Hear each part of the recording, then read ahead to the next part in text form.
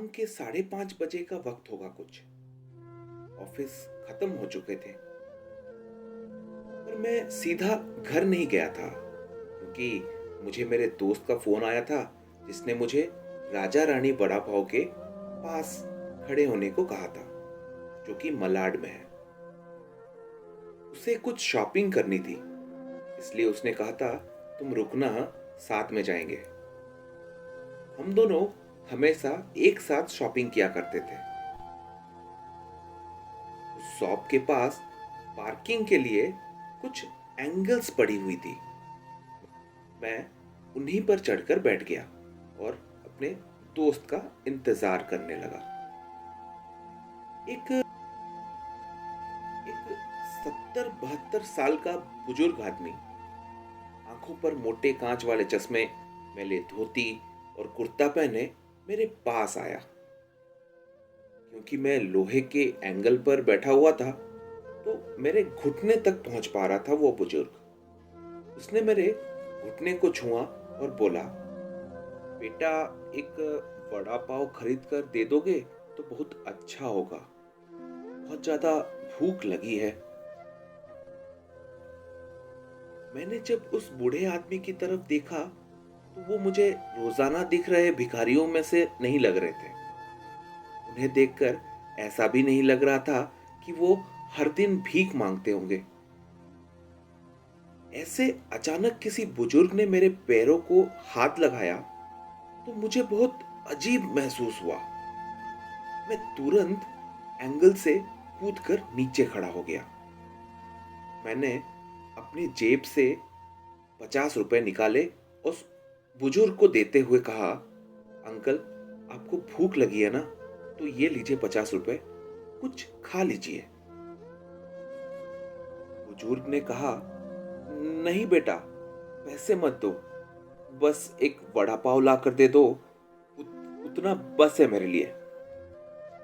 ठीक है, मैं ला कर देता हूँ, आप यहीं बैठिए, कहकर मैं राजा रानी वड़ा पाव की दुकान में गया और एक वड़ा पाव खरीद कर लाया और बुजुर्ग को खाने के लिए दिया। बुजुर्ग नीचे बैठकर वड़ा पाव खाने लगे। मेरी तरफ देखकर वो बोले, ऊपर मत बैठो, गिर जाओगे, यहाँ बैठो मेरे पास, कोई साथ बैठेगा तो मुझे भी दो निवाले खाने में अच्छा लगेगा। मैं उनका कहना टाल नहीं पाया और उनके साथ ही बैठ गया। फिर मैंने ऐसे ही उनसे सवाल करना शुरू किया, कहाँ से आए हैं आप, कहाँ जाएंगे, किससे मिलने आए हैं, वगैरह वगैरह। मैं मैं नागपुर से आया हूँ, एक छोटे से गांव में रहता हूँ। यहाँ मुंबई में मेरा तुम्हारे जितनी उम्र का एक बेटा है, बड़ी कंपनी में इंजीनियर है, उससे मिलने आया हूँ। 2 साल पहले उसकी शादी हुई थी, लव मैरिज। बहू पढ़ी लिखी है, नए विचारों वाली। उसे सास ससुर यानी कि हम पति पत्नी गंवार लगते हैं, इसलिए हमारे साथ रहना नहीं चाहती, उसे अच्छा नहीं लगता। इसी वजह से बेटा अब अलग रहता है, यहीं मुंबई में 2 सालों से। अभी परसों मेरे इस मोबाइल पर उसका फोन आया था। कह रहा था अमेरिका में नौकरी मिली है उसे, बीवी को लेकर जा रहा है 10 साल के लिए। यहाँ मुंबई में था तो 6 महीने में एक बार आता था। अब इतने दूर परदेश जा रहा है, एक बार मिलने को कहा तो बोलने लगा कि समय नहीं बचा है, परसों फ्लाइट है, मैं बैठ कर जाना चाहता हूँ, पैकिंग भी बहुत करना है। अब जब 10 साल के लिए जा रहा है, पता नहीं तब तक हम जिएंगे या मरेंगे, इसलिए सोचा खुद ही जाकर उसे मिल लेता हूँ। कल शाम से एयरपोर्ट को ढूंढ रहा हूँ बेटा, लेकिन यहाँ के लोग कहते हैं कि इस एरिया में एयरपोर्ट है ही नहीं। बुजुर्ग ने एड्रेस वाली चिट्ठी मेरे हाथ में देते हुए कहा। उनकी बात सुनकर मैंने कहा, अंकल, लोग सच कह रहे हैं, एयरपोर्ट यहाँ नहीं है, सेंटा क्रूज में है। बुजुर्ग ने मेरी तरफ देखकर कहा, लेकिन परसों जब बेटे का फोन आया था तो उसने यही पता लिखवाया था मुझे। लगता है ये फोन भी खराब हो गया है। फोन ही नहीं आ रहा है बेटे का। मैंने बताया था उसको कि मैं उससे मिलने आ रहा हूँ मुंबई। कहते हुए बुजुर्ग ने मोबाइल मुझे देखने के लिए दिया। अब मेरे एक हाथ में चिट्ठी और एक हाथ में मोबाइल था। मैंने मोबाइल का बटन दबाकर देखा, मोबाइल अच्छे से चल रहा था और मोबाइल में नेटवर्क भी पूरी तरह से आ रहा था।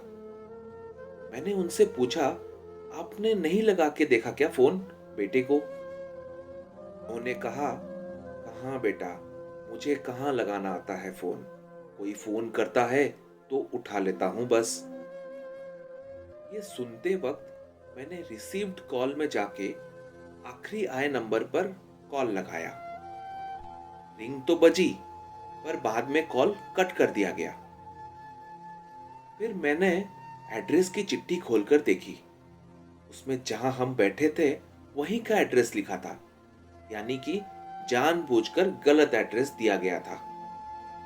मैं समझ चुका था कि गलत पता देकर लड़का अपने माँ बाप को टाल रहा था और अब वो उनका फोन भी नहीं उठा रहा था। मुझे यह भी मालूम पड़ चुका था कि वो जिस प्लेन में सवार हो चुका था वो प्लेन कभी भी उसके माँ बाप के दिशा में उड़ने वाला नहीं था। मेरा दोस्त वहां आ गया और बोला, चलो शॉपिंग करने चलते हैं। मैंने उसे 2 मिनट रुकने के लिए कहा और मैं बुजुर्ग की तरफ देखकर सोच में पड़ गया। मैं समझ नहीं पा रहा था कि अपने बेटे के तरफ से होने वाली धोखेबाजी को यह बुजुर्ग समझ नहीं पा रहा है या फिर खुद का बच्चा उनके साथ ऐसा व्यवहार कर सकता है, यह वो स्वीकार नहीं कर पा रहा है। मैंने बुजुर्ग से बोला, अंकल, अब तक तो आपका बेटा जिस प्लेन में बैठा है वो उड़ चुका होगा। मुझे नहीं लगता कि अब आपकी उससे मुलाकात हो पाएगी, इसलिए अच्छा यही होगा आप वापस अपने घर लौट जाएं और वहां आंटी भी आपका इंतजार करती होगी। मेरी बात सुनते ही अगले ही क्षण उनकी आंखें भर आई। आंसू भरी आंखों से वो मेरी तरफ देखने लगे।